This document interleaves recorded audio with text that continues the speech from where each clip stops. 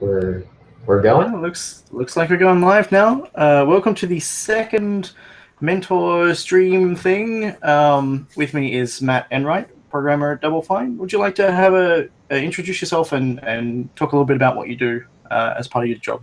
Sure. I'm primarily a graphics programmer, but I do all sorts of system level stuff and design.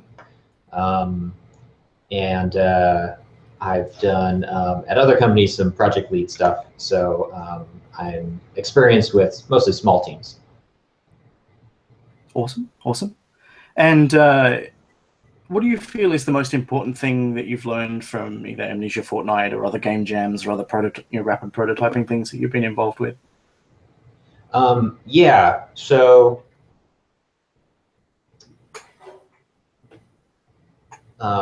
normally I would have said like that it's all about just creating a game that is functional and fun, but a big part of it too is that everyone's contributing, that the artists are coming in, that they're helping develop the feel of the game and the visual themes, and that graphics is throwing in whatever features are relevant to help the game breathe a bit.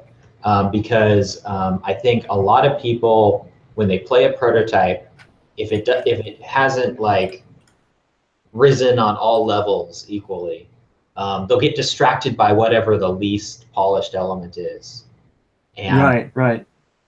And so making sure that the scope is small enough so that all disciplines can get, their amount in means that overall, the presentation and the experience that the player has will best convey. Really, you're trying to create that like first bite of the game, that so people get the taste for it, but they're and they want more. Because I mean, it also kind of depends on what your purpose of the prototype is. At Double Fine, the Amnesia Fortnight projects, they could eventually be pitched to publishers. They're definitely pitched to the rest of the people at the company. We all play the prototypes, and then it kind of develops into which thing are we all like restless to make into a full game. And so sometimes a prototype is just something for your own use, and in that case, if you know that you yourself can overlook some of those other flaws, you can focus mostly on one core element, like if you're developing a prototype or something like that. But especially if you want your audience to be other people, the public, to vote on it or to give feedback, or a publisher, somebody who may have experience with games but maybe not the technical side, that you at least make sure that it's polished all around. Yeah, it's a cool thing. I think that kind of concern is often overlooked when people think about game jams and how to approach doing stuff. I think that's a really cool insight.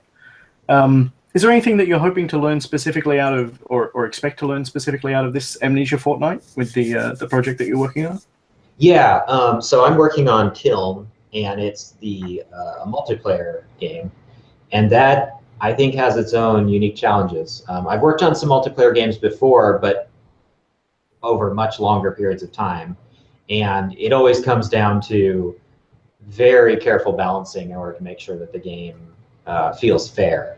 And I'm interested to see how far we can go in the 2 weeks to making a game that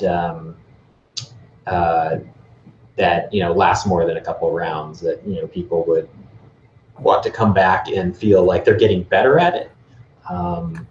Right. Yeah, and that's a tricky challenge at the best of times, right? Mm-hmm. Yeah, I mean, if somebody plays your prototype and at the end they feel like, yeah, I'm done with it, like I've experienced what the game has to offer, then you've made a really good little game, but maybe it's not like a good launching point for a larger game. Right. Whereas if they play it and they really like the loop, and maybe they play the prototype over and over again like it's a demo, or ask for more. They're like, where's the rest of the game? This was awesome. I want to keep going. Like that's when you have something that has the potential to really develop into a long-lasting game. Yeah. Before we go over to the question and answer thing, I wanted to just do some screen sharing and show off what the current build is looking like. We've had a little bit of time to work on the game ahead of time. So when we got the voting results in, we had a couple of developers who put some effort into just kind of scoping out some of the core stuff so that we could have more focused community contribution moving forward.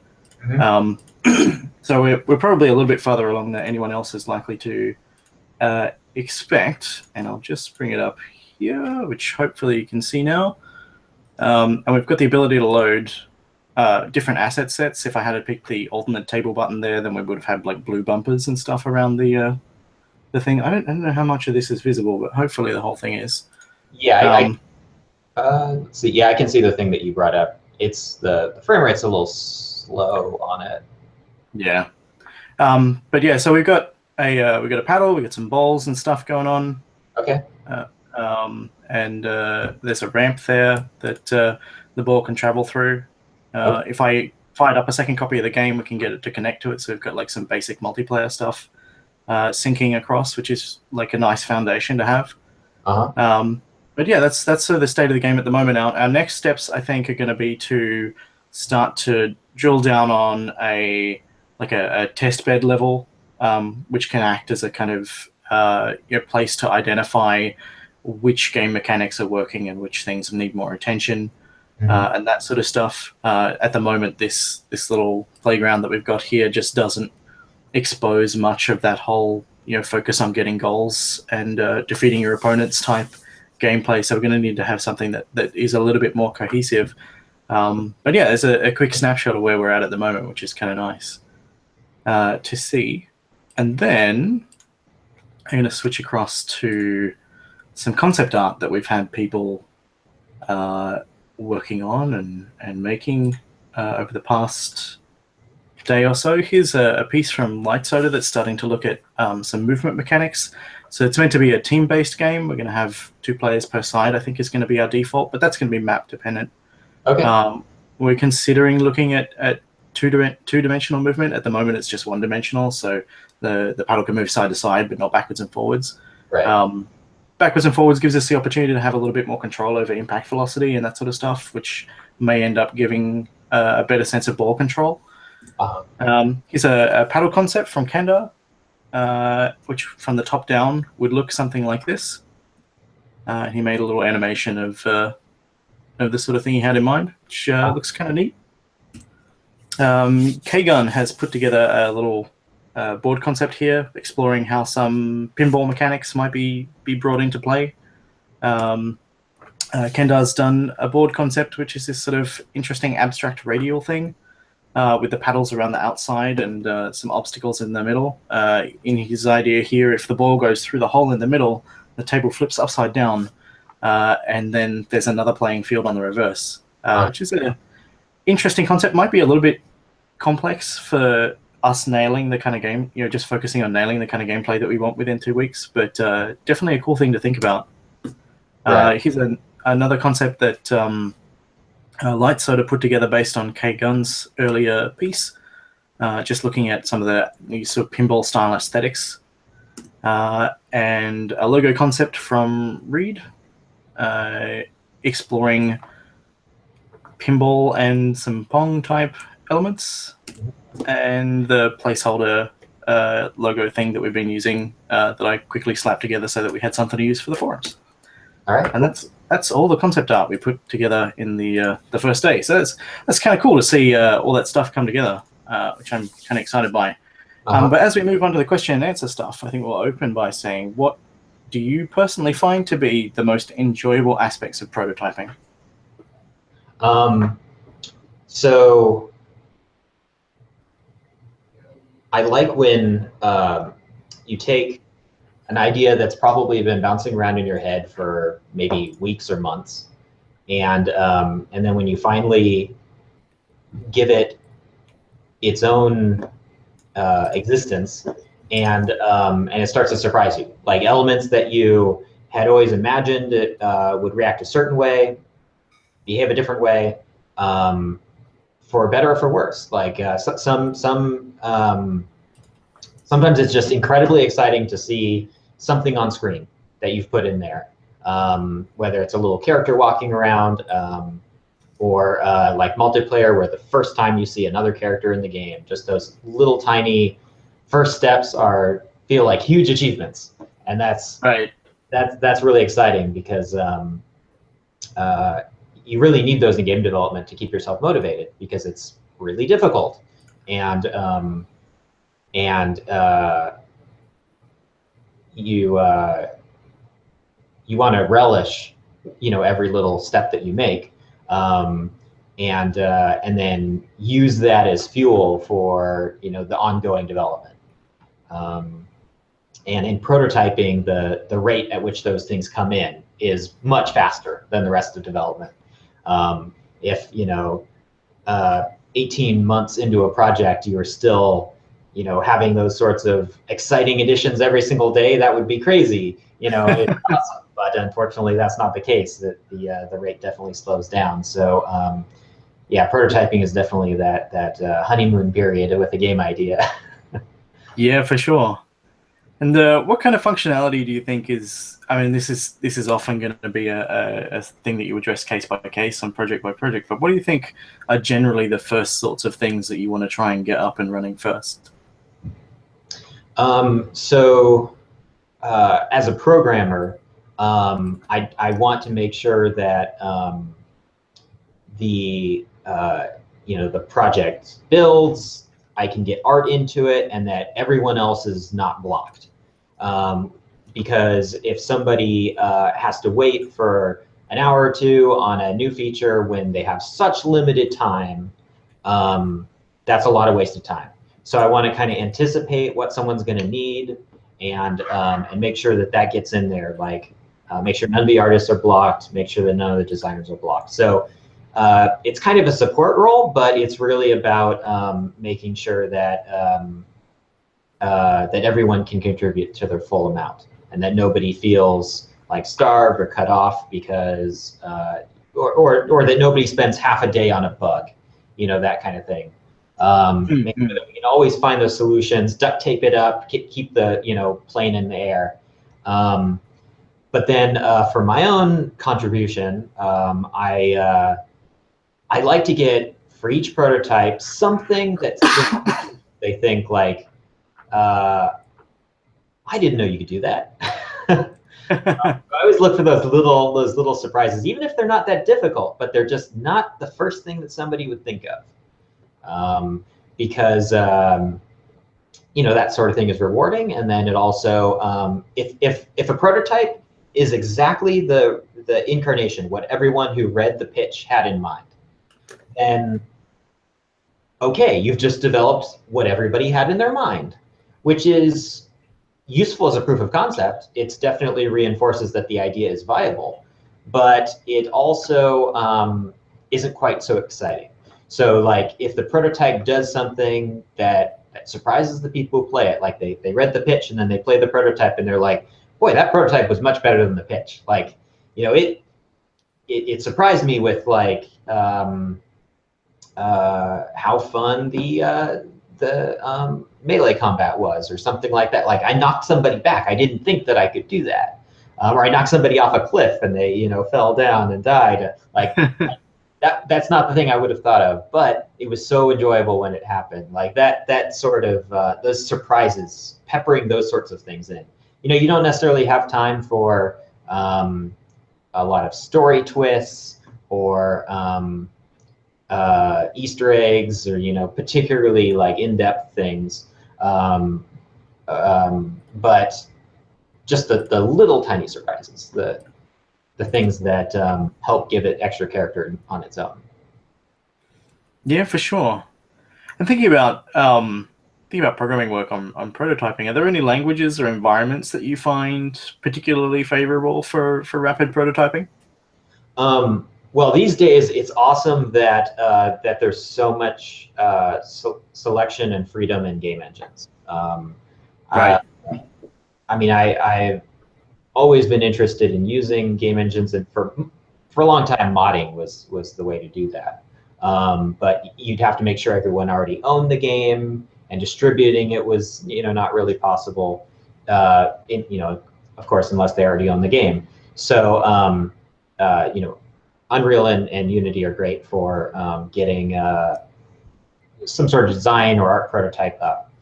But if I'm working on a project on my own, I go to C#, blank project with something like SharpDX, and put a few polygons on the screen and just start creating something from the ground up from there. Nice. I'm a graphics programmer, so I can get generally the basic workings of an engine up and going pretty quickly, and I use C# because every little bit of time that I can save is great, and every little bug I can avoid. So getting like a really nice stack trace, getting intuitive debugging, fast compiling, all sorts of those things just save, a minute out of every 5 minutes. And other people might be so comfortable with C++ that and maybe not comfortable with a faster language like C#, but faster to work with. If what you love is Python, then maybe that's what you be most comfortable prototyping in. But I think really the point is you don't want to get too far out of your comfort zone. You want to work with stuff that you're familiar with for prototyping, because you don't want to spend half the time reading documentation. But maybe 25% is working with something new and unfamiliar to you. But especially, it's a great time to like explore components of a system that you're familiar with, but maybe components that you haven't used before, and seeing new ways that things can clash together. But you want to be able to be improvisational and creative, but you don't want to be working in a completely unfamiliar environment. Anyway. I'm just getting messages from chat saying that that the camera is stuck on me, which is flattering. But am I controlling this? Is this what everyone? It's streaming from your end, so I don't have any control over it myself. Okay. I think if you click on your thumbnail down in the bottom right corner, that it might. That's what I've done. I don't know if there's maybe like a 10-second delay on the feed. Yeah, I'm not sure either. When we did it yesterday, it was automatically switching depending upon who was talking. So I was just assuming it was there. I hope I wasn't picking my nose or anything. But yeah, no, that's a really good insight in terms of making sure that you do stick within your comfort zones, because that's an easy trap to fall into as you go, I got this game jam project on. It's limited scope, so there's no consequences if I don't achieve anything. I'll use it to learn a new piece of a new tool or a new technique or a new piece of software. But you're potentially cutting yourself off from a lot of opportunity to explore stuff if you're spending all of your time learning how to do something new. Mm-hmm. And I think I guess this is relevant to just about any discipline, but I feel like it's a big deal for programming, where being focused can have a big impact on how productive you are. Like you kind of need to get into the zone sometimes to be able to get much work done. When you're working on a prototype or in a game jam in this kind of environment, often you don't have those long stretches, and you need to communicate more regularly with other people. And sometimes you need to step back and do some thinking about what the concept is, and try and explore before you dive into stuff, or while you're in the middle of diving into stuff. How do you find you go about balancing those kinds of concerns in these kinds of contexts?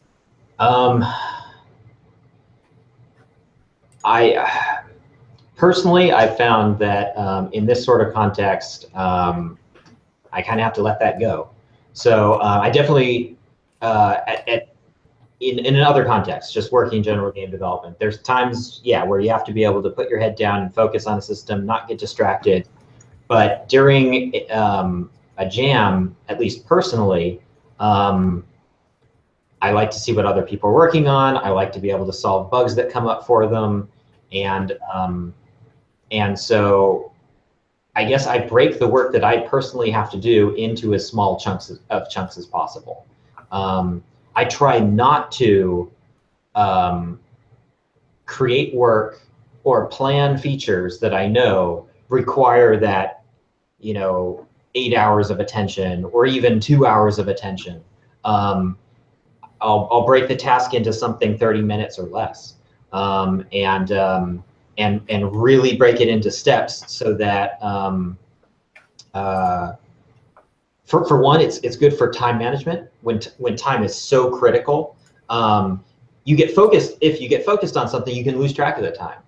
You can spend an entire day investigating some physics thing, and normally that might be exactly what you'd want to do on a long-term project. You come out of that focused time period with something that you've built that can help the project. But in a prototype context, you're generally you want to be able to commit your work multiple times in the day.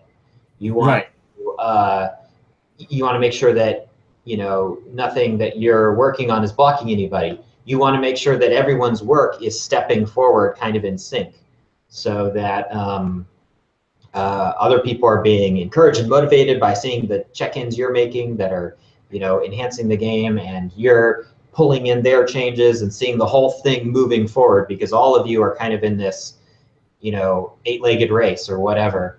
And so I think that's maybe something to think of before starting a prototype, that if a prototype requires some like deep physics or graphics feature or something like that, that really requires somebody smart to sit down and spend the whole 2 weeks developing that thing, then maybe it's better if they did that on their own outside of the jam context, where they would have less time pressure to get it done, and they'd be able to get more time research. Basically it's R&D, like developing that feature, and then maybe when it's done, you do a jam that uses that feature. So like if they developed a cool fluid sim, don't have them do the fluid dynamics thing during the jam. Build the physics system, and then during the jam, you're like, let's build a game on top of this. I think that's maybe a good way if you're doing a collaborative jam, to make sure that like everybody is working together, and that it's okay if some people get distracted at times, because it's really about the team huddle and moving it forward. Yeah, totally. So Kyle Wynn asks, is it difficult to explain programmer terms and stuff to non-programmers? If so, how do you go about bridging those gaps in understanding and terms? Yeah, I just realized I left the camera on you that whole time again. It's all good. It's all good. Yeah, I think it's that I want to talk to you, so I leave it up. But yeah, back to the question.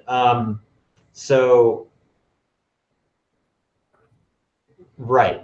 Communicating programming concepts to non-programmers. I mean, it's a skill that you develop. I think a large part is making sure that you do talk to non-programmers a lot, because some of the first clues that you get that you're starting to use too technical of terms is seeing the, like blank stare back. Right. And part of it is that if you just limit yourself, catch yourself when you're about to say a term that you've probably learned in, taking computer science courses or talking to other programmers or reading technical documents, just replace that term with something else. Like come up with, if it's splines, say curve instead, because people get what that is. Game programmers probably know what a spline is, but maybe the public doesn't. So depending on your audience, everyone knows what a curve is. Just like find those easy substitutes that you can make just to simplify the vocabulary. Sometimes is enough to kind of bridge the gap. If you're working on something really complicated that other people have trouble, but you want to communicate what that kind of work to them. If you think about your own mental process, you are maybe thinking about that complicated thing, but to you, with your experience, you've developed your own tools for how you internalize those things. And so trying to communicate those internalized thoughts rather than just trying to translate it into a list of technical terms to abbreviate. So if you're working on a physics system and objects keep falling through the world and you're using continuous collision detection and you want to communicate what that is to somebody, mentally it's stretching out the object so that when it collides with something, it collides for a longer period of time so that there's a greater chance that it can detect that hit. You know, kind of thinking about like, what is the system doing underneath? And ultimately, it's doing something that's more understandable to people. Laying down why you're doing those systems can also be useful. Anyway, it's definitely difficult, and but it's worthwhile. And when you get to the point where you're explaining these complex systems to people, fresh ears, the more successful you find yourself in doing that. When you get the right kind of questions coming back from them, where they're asking you not to clarify the thing you just said, but they're asking about what's the next step. That helps reinforce that you yourself are clear about what's going on. If you have trouble explaining something, it probably is indicative of a hole in your own understanding. And I think explaining is like a really good way of identifying that too, because your imagination kind of fills in the blanks. You don't think about the things that you're not thinking about, but when you have to express them, then you need to confront those gaps in your own thoughts. So it can be a really powerful tool. Yep. Reed asks, what are some of the best ways to tackle balancing gameplay?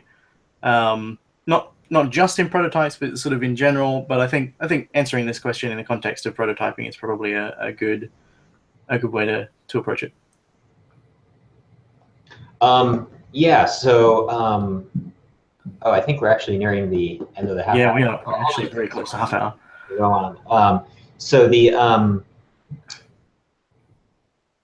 so gameplay balance, if it's like a multiplayer system where you have competing players, I think obviously if it's symmetrical, that's kind of ideal. Every player is given the same resources and that sort of thing.